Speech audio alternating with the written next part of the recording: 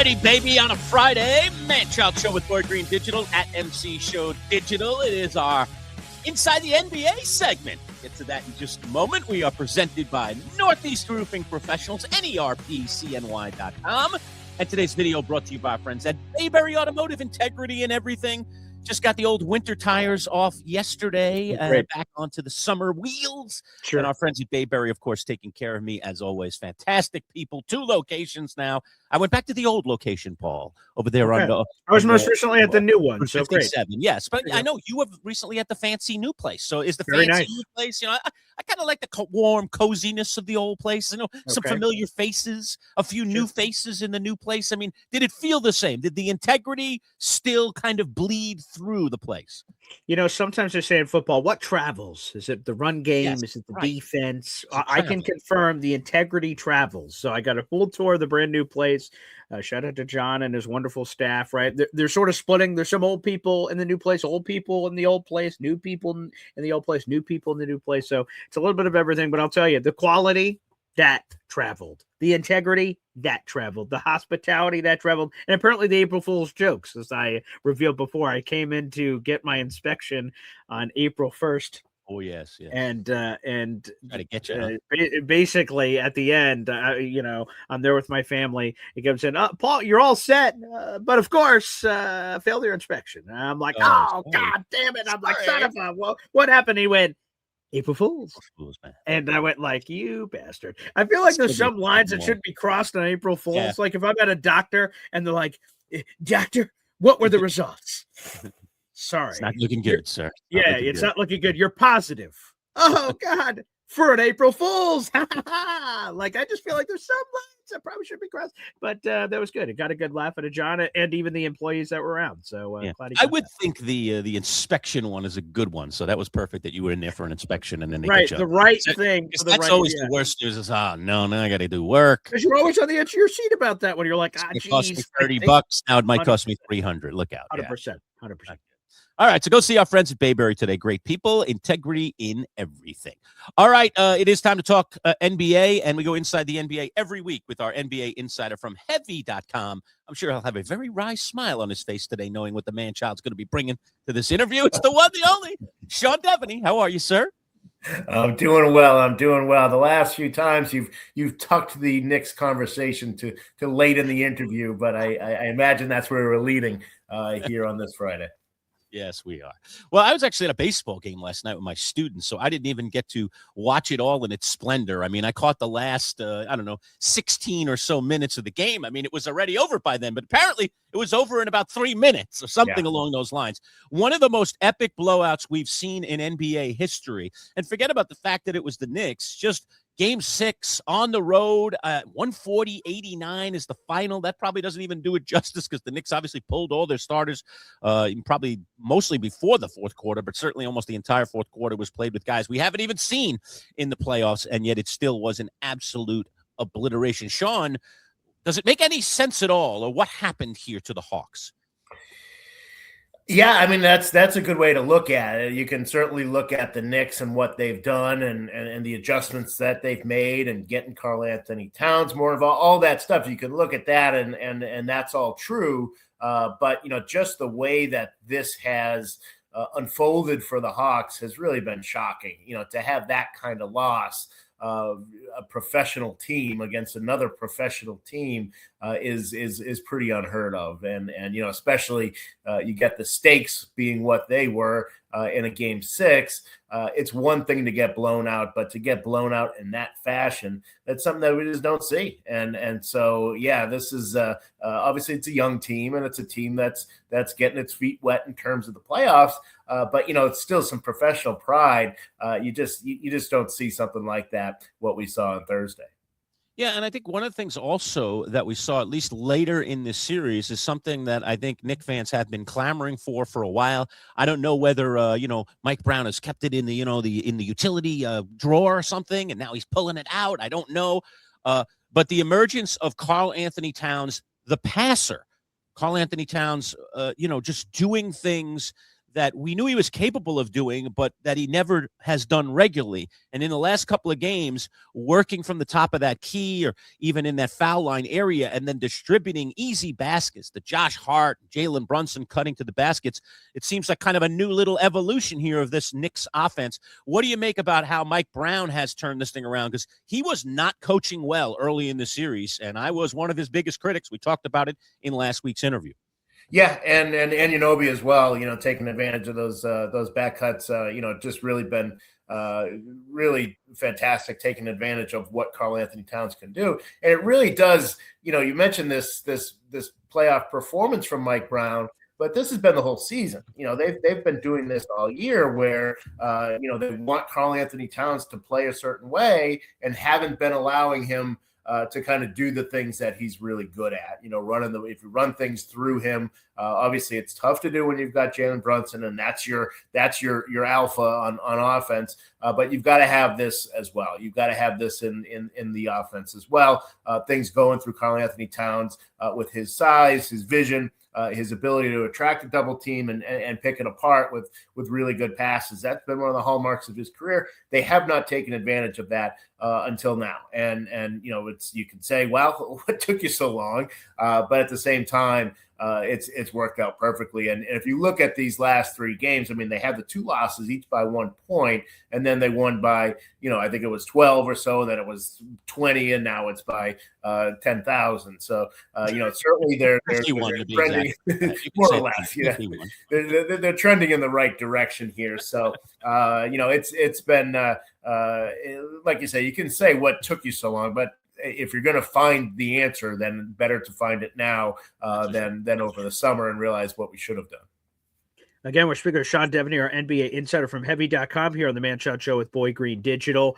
Another team was eliminated here, Sean, and man, like what the hell happened? This is the last 4 years for the Denver Nuggets. They won the finals, and Sean, I don't know if we just do this in every sport, if we're just, we're forced to do it, but we all go, when someone wins a championship, either for the first time ever, for the first time in a long time, we're like, ooh, dynasty, multiple championships, back to back, like what's going to happen? And I remember there was a lot of noise around the Nuggets, their core and what they had together. And wow, look out for the Nuggets. They win the finals 4 years ago. And then look, first round exit this time around, and then 2 exits in the conference semis. What the hell happened to the Denver Nuggets?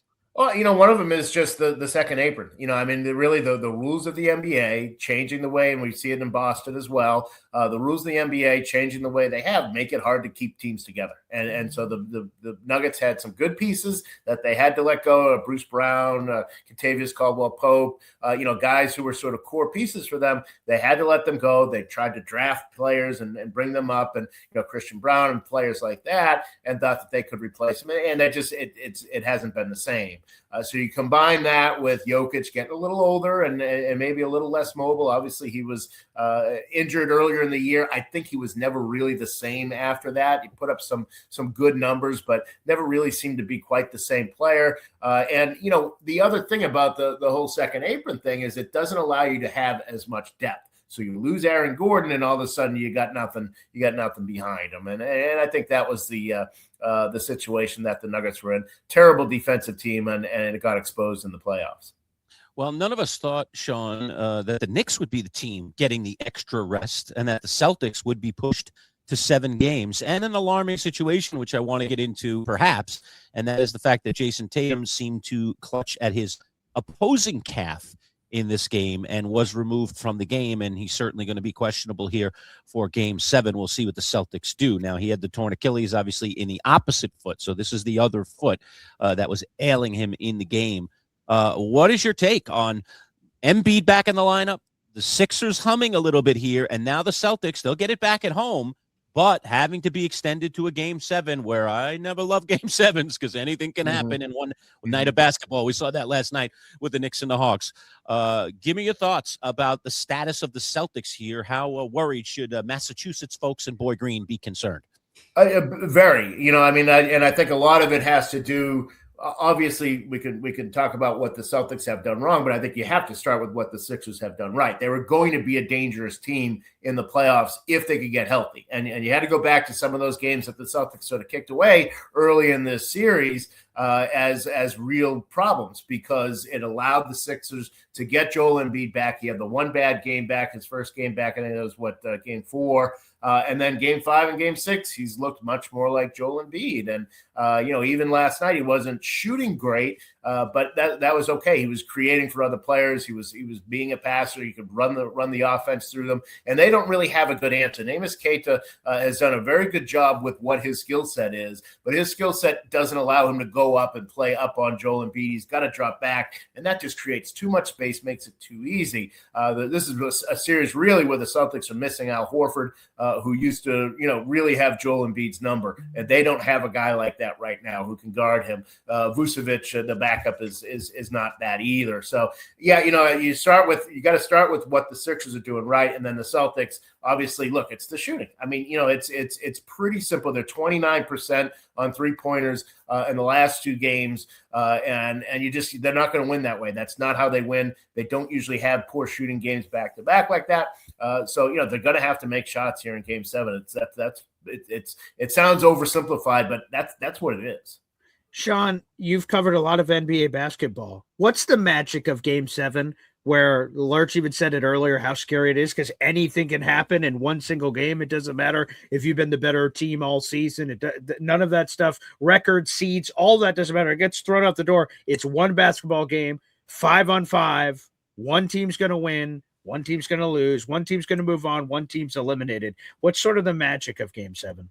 Yeah, I mean, it's the champagne's in both locker rooms, right? I mean, obviously they don't do that in the first round, but the point being that both teams are just as ready to move on and play again, and one of them's that's it. They're not going to play for for another 4 months. So that's really the magic of it is that both teams are ready to move on and to see to still have a chance at the championship. It's as close as you're going to get to March Madness, right? I mean, it's one and done, and we just don't see that in the NBA where everything's so long and drawn out, and there's X's and O's,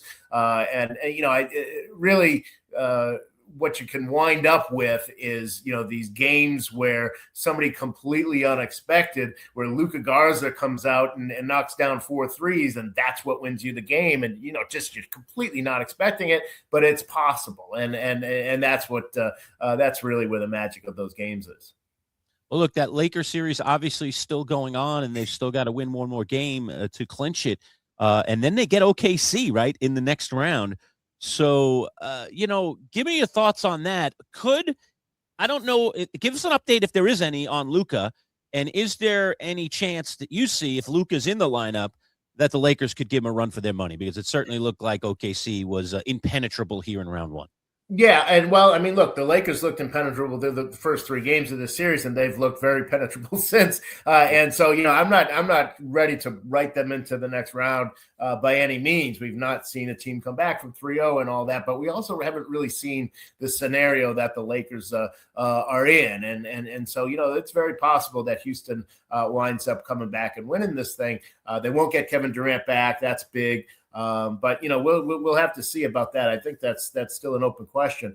If the Lakers come back, you won't have Luka at least for Game 1, and it might even be longer than that. And that's for a guy who went to Spain and was trying to do all these things to come back really soon. I think what he's learning is a hamstring is it's tough.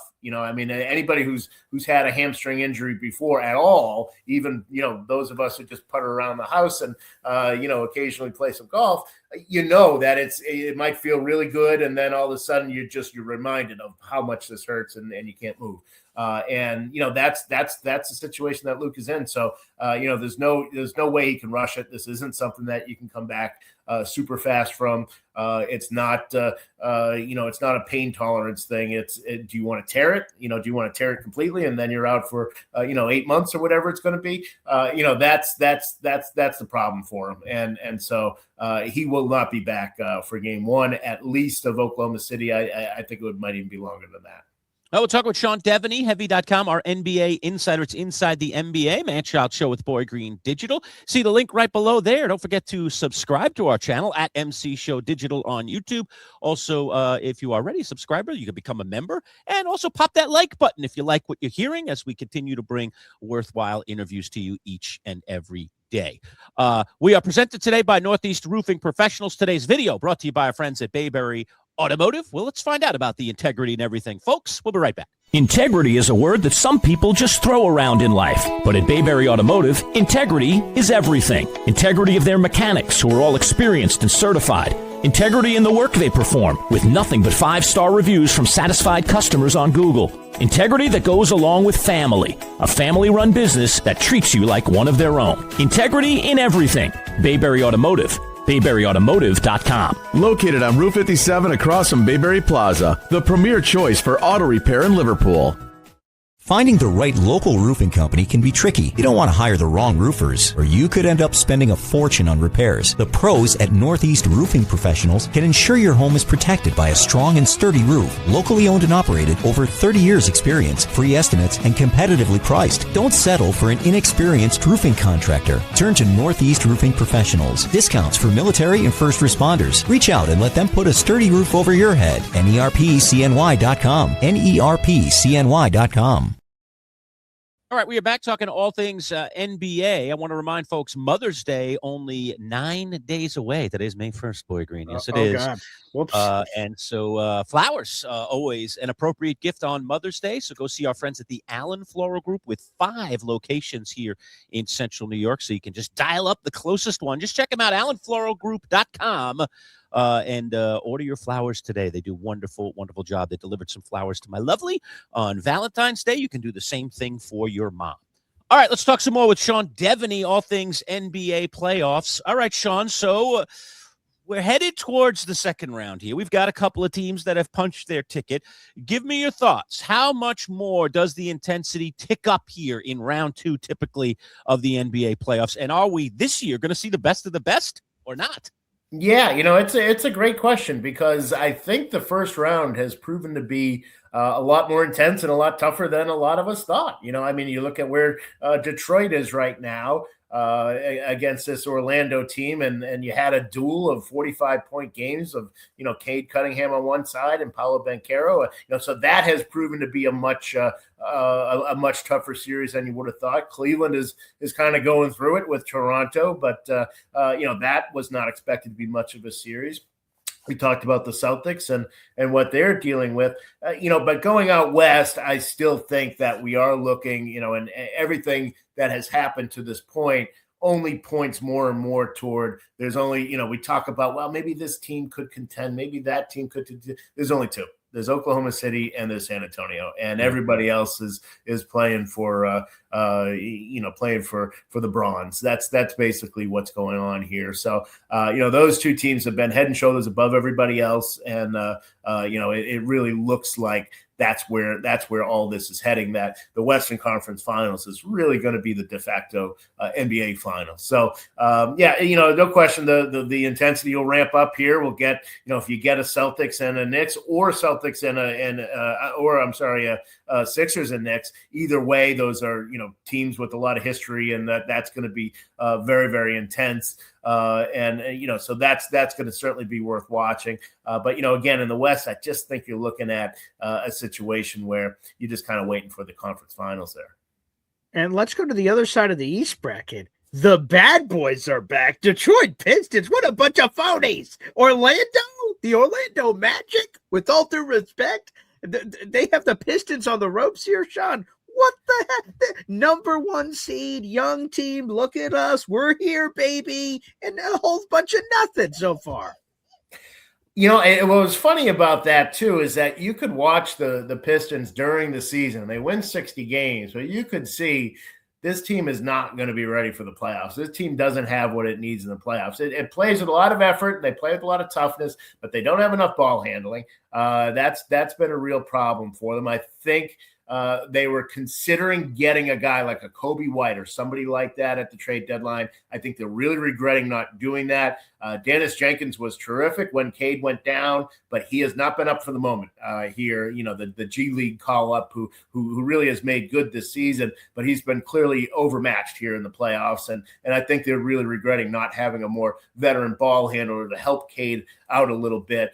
So the Pistons really have been, Orlando's a bad matchup for them in general. But yeah, the Pistons have been certainly outmatched, and they do not look ready for the playoffs. So, look, I'm not sure Cleveland has looked that great either. So, you're going to get a series there where I think whoever wins is probably expected to go down in the Eastern Conference Finals. You surprised at all, Sean, by the lack of scoring by Jalen Duren, a guy that was good during the regular season, has become kind of among their best players, and just has not really stepped up his game at all here in the playoffs? No, yeah, and what's funny is that if you listen to Pistons fans all season, they really wanted to get rid of Tobias Harris, and everybody was pumping up Jalen Duren. And Duren just hasn't been very good. He just has not been up, offensively. He's just not been up for the moment.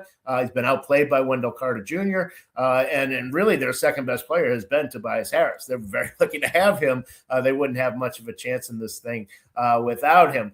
I do wonder, just in general in that series, look, that was that 45 points by Cade, 45 by Banchero. Orlando made 17 threes. But Banchero missed 7 free throws in that game. And really they missed, I think they missed something like 12 as a team. That game was right there for Orlando. I do wonder if they're going to regret not winning that game where that's one that they should have won. And you look back and really Detroit comes back and wins this thing in 7 and Orlando's kicking itself because it didn't win that game. I could certainly imagine that in this case.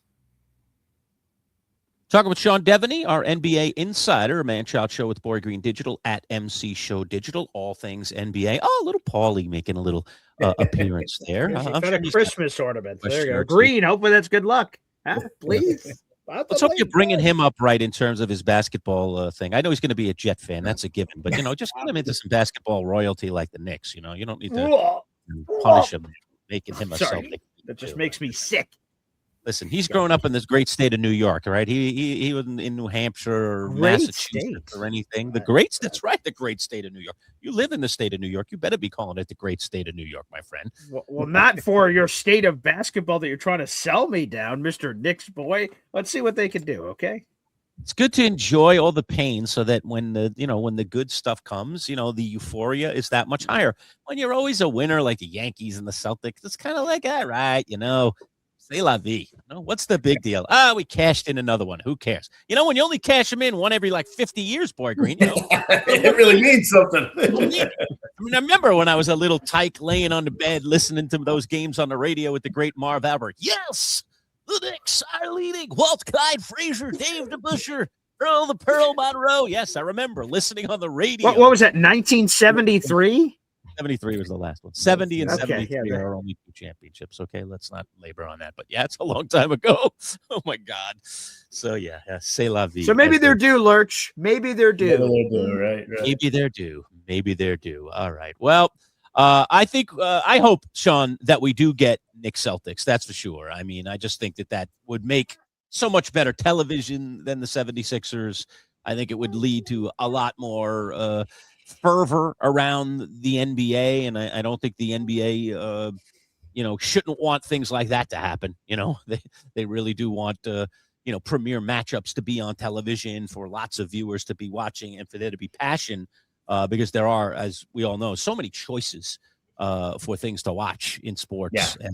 NBA during the playoffs want to be front and center. So how important is it for the NBA to get this Knicks Celtics series? And if they don't get it, how much do you think it hurts the playoffs ultimately?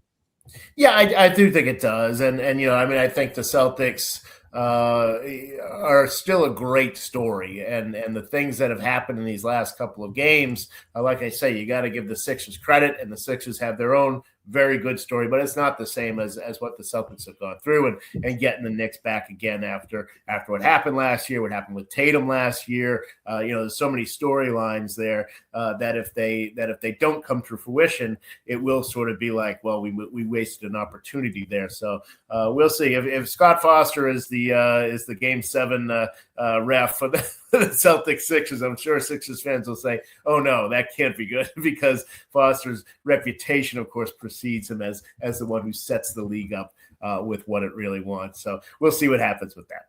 And Sean, I want to remind our viewers, because so often when we're wrong in life, people love to point it out, rub it in our face, put nasty comments there. I'd like to remind folks, when you and I talked last time, what is it that I said about this Knicks-Hawks series and how I felt? Do you remember my exact words? I think I agreed with you. I think I said, yeah, and you said the Knicks are going to come back and win this. It was funny because at the time, the sky was falling, right? I mean, the sky was falling, and we were, and it was two 1-point losses. It wasn't like they had been getting drubbed, but yeah. No, you said all along the Knicks are going to win this thing. And I was very confident they're going to win this series, and they did win the series, and they did it running away here in games 5 and 6. So kudos to the Knicks, but we all know what really matters, okay? And that is hopefully a series with the Celtics. I hope we don't get the Sixers. I'll be chuckling until there's no tomorrow if the Celtics don't get out of the first round here in this year's playoff after that regular season that they had. And again, it just further stamps, if that indeed happens, okay, and we can look at other examples that have already fallen. If the Pistons go down, which they're in big, big trouble here on the ropes, they're going to have to win a road game now and then come back home and win a game 7 and win 3 in a row in a playoff series, which is never easy for anyone. So we've been down this road before. The playoffs are a different animal. We've talked about it forever. The composition of your roster, the way you play defense, and how coaches coach and make adjustments during a series are critical things that do not occur during the regular season that must be accounted for in the playoffs. And I think we're seeing it with our very own eyes. You said it all regular season, and really a lot of times when you were saying it, you were talking about the Pistons and their incredible run and that they were going to have the best record in the East and have home court all the way through. All along, you were like, yeah, but you just kept mentioning it, and I was just like, boy, I'm not seeing what Deveney's seeing. Why am I not seeing it? I mean, boy, Cade Cunningham looks like an MVP this year, and wow, Duran's playing great, and all these other role players, and boy, they play good defense, and they can shoot the 3, and wow, they look great. And you were seeing those playoff holes in that team, and we'll see if they can get out of the first round, but they definitely don't look like a team that's going to get to the NBA Finals at this point, even if they survive this first round, scare here. Yep. And it's coaching, as you mentioned. That was certainly, JB is a guy who can get your team from being, a 30-win team to being a 50-win team, but it can't get you to winning in the playoffs. So that's a huge thing. And there's plenty of guys, and there's nothing wrong with a guy who can get you from 30 to 50. You need that, but then you got to go and you got to make the change to get the guy, get you over the top. And I think that's where it starts there. And we're seeing it all around the league, really. Yep. All right, I got to see Sean try. I've been trying the last few years. My son lives down in New York, so I'll try to see if there's any way that I can somehow, some way procure a ticket for one of these games here as the Knicks continue to roll through the playoffs. I got just another 2 or 3 to try here in the next round, and if they go further, I'll have another couple, 2 or 3. But as you know, in New York City, especially on the secondary market, these things don't tend to go down. They tend to keep going up. Yes, I'm talking about the price of tickets, folks. But I would love to get to a game with my son. I used to be a season ticket holder, as you know, and my son and I have not been to a Knick game yet together. We are yet to go to a Knick game together. Wow. So maybe we can find a way to do that. You got to do it, Lurch. I'll tell you, I was in the Boston area, and it happened spontaneously where the Celtics were on one of their deep playoff runs. Yeah, I remember the last couple of years. And, my future father-in-law was there, and he's this Boston guy, and I'm like, you know what? Let's just see what they are. And I had to sell my kidney, but luckily God gave us 2 of them. So I was able to sell that one off to give the right stuff to be in there at TD Garden for the electric atmosphere of a playoff game. It was like Game 5, Celtics-Bucks with Greek Freak at the height of his powers and stuff. So again, if you could go, there's nothing like NBA playoff basketball, and I've been fortunate to go to a couple of games, and oh my God, it's electric. I need one of those New York connections that I've had for all those years that are so far removed from that now. I've told you I've lived now in central New York longer than I lived in New York City. I mean, it's crazy how the clock flips on you, and you never imagine that's going to happen in your life. I'm a complete transplant now. There's no question. I'm a central New Yorker now more than I am, a downstater. Or come on, Lurch, use your sources, man. Get your plugs. I need a buddy. I need a friend. Nowadays, so many of the tickets are distributed corporate wise. So I need a friend in the corporate world to say, hey, Lurch, I know you're a diehard and I watch your podcast and I know you're dying to go to a game with your son. Yeah. Anybody out there? I'll give you a ticket for, a reasonable price. How about $200 a ticket? I'd be willing to pay that rather than the insane, 700-800, who knows what the heck, even playoff ticket. I remember we looked last year during the radio days and I was like, oh my God. I mean, as much as I'm dying to go to a game, I mean, I could go to a game that's a clunker and pay that kind of money. Are you kidding me? I know the pitfalls of going to any basketball game. It's still only a 2 hour and 15-minute experience, for crying out loud. I mean, how much are you willing to put down on that? So I don't know. We'll see. I'll keep trying, though. I haven't given up. And boy, it would be great to do it if the Knicks do face the Celtics in a series against the Celtics. I just Googled it, Lurch, as we're getting out of here. What's the current how much price? We're basically, because we don't know obviously who they're going to play and all that jazz, and that can increase demand. That helps a little, I guess. Yeah, in the first round, like nosebleed seats were operating at $400 a pop. Yeah. So that's what they were, and then the internet says once you go deeper in, it gets more expensive. It'll be between $600 and $1,000 for those seats. I mean, that's a lot. That's a lot of entertainment value you're hoping to get out of a $600 thing. I don't know. You think about what you could do at $600. If you didn't go to the game and you just decided to go down to New York City, right? Right. Come on, let's put this moment with your son. You might show up and it'll be 140 to 89 as well. That might be exactly. That can happen. I've been to games. I've been to great playoff games. Don't get me wrong. I was at the Charles Smith game, Xavier McDaniel. I saw Jordan do incredible things, mostly to the Knicks. But I saw glorious moments and tense, terse games, and been in an environment that felt like you never felt as much energy in your life around you. And I've also been to some clunkers, some disastrous, some horrible games, and I was. But you need that moment with your son, Lurch. Come on, let's go home. Well, you need it to be the sooner rather than the later, but I get your point. We'll see if we can make it happen. I definitely kind of have my eyes out there and my feelers out there. So if anybody was watching this podcast, wants to help out the man-child, help me achieve my dream, consider it a Father's Day gift. Father's Day. When's Father's Day? June. Okay, 16th, get early on it. Get early on it, people out there. There you go. Yeah. I'll tell you Father's Day here. I'm just flipping through my calendar right now, Boy Green. Okay. I don't want to screw that one up. Father's Day is the 21st this year of June. Come on, look, you should have that tattooed on here somewhere. You love Father's Day, so come on. Yeah, well, I do have a backup plan for Father's Day. If I can't figure out something else. Yeah. The backup plan is that me and my son, we've already talked about it. As the backup plan, all right, our plan B could turn into plan A, but our plan B is going to be to go to the U.S. Open, which is at Shinnecock on Long Island. So that, Father's Day weekend is always the U.S. Open golf tournament. I love golf, but I don't love going to golf tournaments because you really can only see from one perspective, and the golf is all over the course. So it's not the best spectator sport in the world, but it still would be a cool thing to take my son to. And Shinnecock is beautiful. It's in Southampton. It's a links style course, no trees. It's wide open. It's kind of crazy looking. So maybe that's our backup. Right. But I don't know. Okay. I might want to get on a plane and do something exotic with my son. Okay. So we'll finish off here. For reasonable prices, if anybody out there wants to help me out. So Sean, either what is the best Father's Day gift you've ever received, or that you've given in your life, or the most notable in some way for some reason? Wow. Yeah. I gave my dad once. I got him a promise that if the Red Sox made the World Series, I'd get him tickets. That was in 2007. So not the first one in 2004. Okay, the second 2007. And I was fortunate. I was working for Sporting News at the time. And so sure enough, they made it. and so I had to come through, and I was fortunate enough to because of where I was working, and they have, Sporting News has old ties to Major League Baseball. They were able to get me some face value. So I was able. Oh, thank God! Good for you. I need to hook up, Sean. I need to hook up. Good for you, Sean. What a great story! I love that. Hey, 2007 was an awesome run. Yeah, right. That's awesome. That's a good one. I gotta see. Maybe we talk to Ian O'Connor or something, Paul. Yeah, sure. Right there you go. Lurch is in a real pickle here, Ian. I know you love him to death.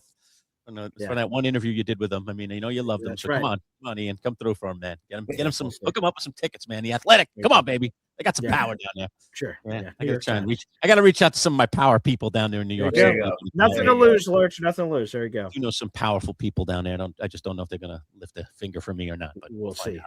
But thanks, how Sean. popular I am. Sean, thanks as always. Always good to talk to you.